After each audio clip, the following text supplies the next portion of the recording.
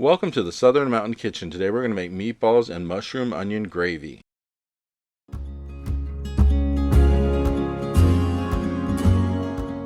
So we're starting out with a pound of ground beef, and we want to put this in a large bowl, something that you can get your hands into, because you're going to have to use your hands to mix this. So if you need a glove, get one. Otherwise, wash your hands, make sure they're clean before you start doing this. And we're going to add some seasoning to this. So we have a half a teaspoon of salt and a half a teaspoon of pepper, a half a teaspoon of garlic powder and a half a teaspoon of onion powder, a half a teaspoon of Italian seasoning, and a half a teaspoon of paprika. And then after that, we're going to add a third of a cup of breadcrumbs. And mine are Italian breadcrumbs, but you could use the normal kind, that's fine. And once this is in here, we're going to mix this up by hand. Now, I will be adding an egg to this to make it bind together. However, right now, I want to get those seasonings and the breadcrumbs kind of mixed through the ground beef before I add the egg. Because I find that sometimes once you put the egg in, trying to mix up all those seasonings and get them evenly distributed is a pain. So I just go ahead and mix it up a little bit first just to get it going on its way and get the breadcrumbs kind of incorporated, but also have the seasoning distributed a little bit before the egg goes in. But once we get to the egg part, we're going to add one large egg. You're going to go in there and mix it a little bit more just to make this bind together, because that's the whole point of it. The egg is going to help it bind together, but also help it hold its shape when we're making our meatballs, because we don't want them falling apart on us, and this is going to give us the moisture that we need to get that done. So go ahead and mix this up, and we're going to go to the next step in just a minute of making the meatballs. Now with this, you're going to get about 12 medium-sized meatballs, which are decent-sized meatballs to have.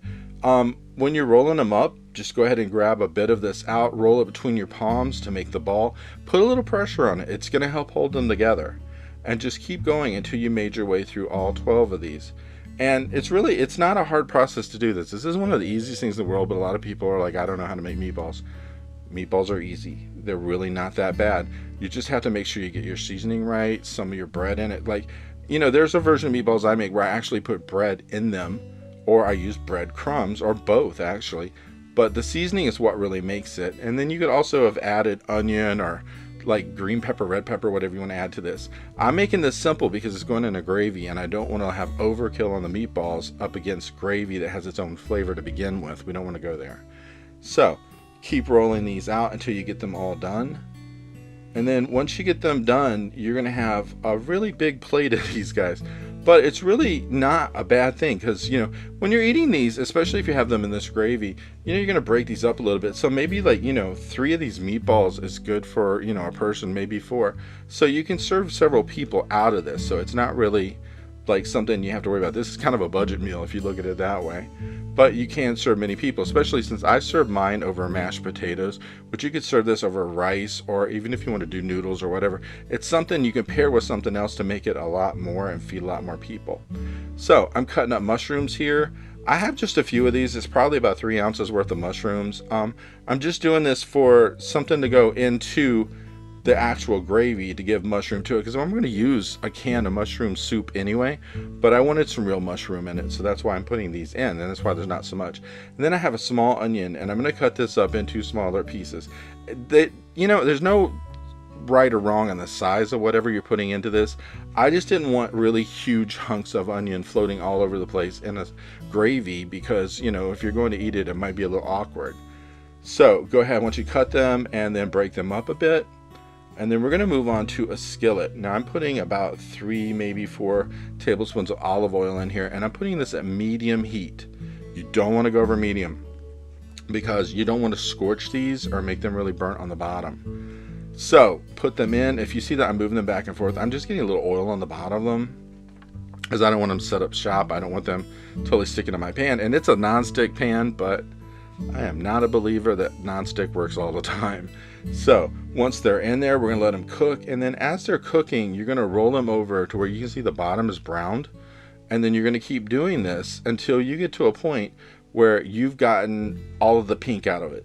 You don't want to see any pink left over, so rotate it, let it cook for a couple of minutes, come back and check it, and then rotate again, so that way you can get them all done.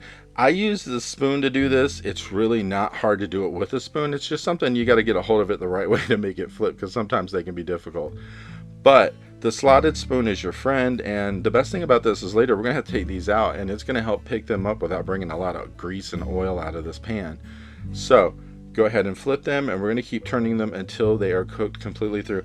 And this is going to take quite a while to do, just for the fact that we want to make sure we don't have any pink left over. And as you can see with mine right now, they are done. And I'm going to remove them to a plate, set them to the side, so that way they can be out of the pan, so I can remove that oil, because I don't want that oil hanging about for the vegetables going in a minute. So probably I'm going to dump it all out, with leaving like maybe less than 5% of this oil there, just so the pan doesn't stick to the vegetables and they, you know, can cook in it when it comes back. So just remove those to the side, set them out there, and then bring in the onion first. The onion is going to need to cook for about 4 minutes.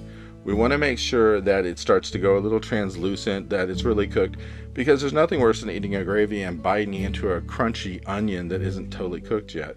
So if you have any of those that are stuck together, break them up a bit, keep it cooking. As you're cooking this, they're going to break up anyway, but go ahead and just get them going, because like I said, cook them for about 4 minutes, but we want to stir them during that time, because we don't want any of them to really scorch a lot on this pan. And then after that, we are going to add in mushrooms. Once the mushrooms are in, we're going to cook them for about 3 more minutes. So the onion is going to continue to cook, and then the mushroom will be cooking as well. And the mushrooms will start to change color a bit as they're cooking, because they're going to go for more of a, they started out white and then they're going to go into a tannish look. And that way we know they're cooked. But we want to flip them around a bit as they're cooking, so both sides of them do cook as they're going through.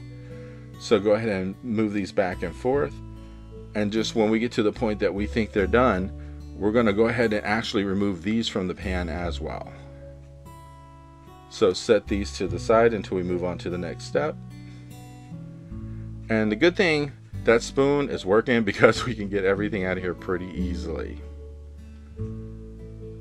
And then once everything is out of the way, we're going to move on to our can of mushroom soup. We want to put this in here and get all the contents of that can out. We don't want to keep any of that in there. We want to make sure that we use it all. And then once that's done, we're going to add some water. So we're adding 1 3/4 cup of water to this. And then we're going to try to mix it up a little bit. And then we're going to turn the temperature up on this pan now to higher heat, like maybe medium high to high, because we want this actually to cook the mushroom a bit, the mushroom soup. Because you know, when you pour the mushroom soup into water, it's always clumpy and it takes a minute to dissolve and work its way through. But as you're going to a higher temperature and stirring it, it's going to go through. And we're adding in that packet of onion soup mix. Now that in itself has stuff inside of it, like bits of onion, bits of seasoning, and everything like that. And we're going to stir this until we get this cooking really well. It's going to actually reduce down a little bit to where it becomes a gravy. So you just have to keep stirring it for a while till we get to that point. And once we really get this going and it's actually mixed through, we're going to return the mushrooms, onions, and then the meatballs to this. But we're going to turn the temperature down to like a medium again, or even a low to medium, because we don't want this to be like raging hot as we're adding this stuff back into it, because it's only going to have a couple more minutes until it's done. So stir this up a little bit. And then once you get all of the onions and mushrooms mixed through, we'll bring in the meatballs and add them back to it. Now, as you can see, this is thickened up really well. So this is a really great gravy at this point. And then here come the meatballs, and just push them straight back into it. And once the meatballs are in, you want to get them coated with the gravy. So mix them around, pour some of it over top of it. And once they're in there, we're going to let them sit in this for about, I don't know, maybe 4 to 5 minutes, just on a low heat, just for the fact that we want to actually make sure that everything kind of takes on the flavor of everything else. And since the meatballs are new to this, we want to get them coated and have that gravy all over top of them. And just mix it up a little bit until they are completely coated. And so at this point, this is what mine looked like when it was done. And this was the best tasting thing, and it's really great over mashed potatoes, so it's a really great meal. I hope you liked this video, and if you did, please like and subscribe. And if you get a chance, check out the Southern Mountain Kitchen website, where you can get a free recipe, check out the cookbooks available from the Southern Mountain Kitchen, and if you'd like to, you could order a cookbook at a discounted price, cheaper than Amazon, with shipping that is also cheaper than Amazon. So if you get a chance, check it out, and I hope you have a great day.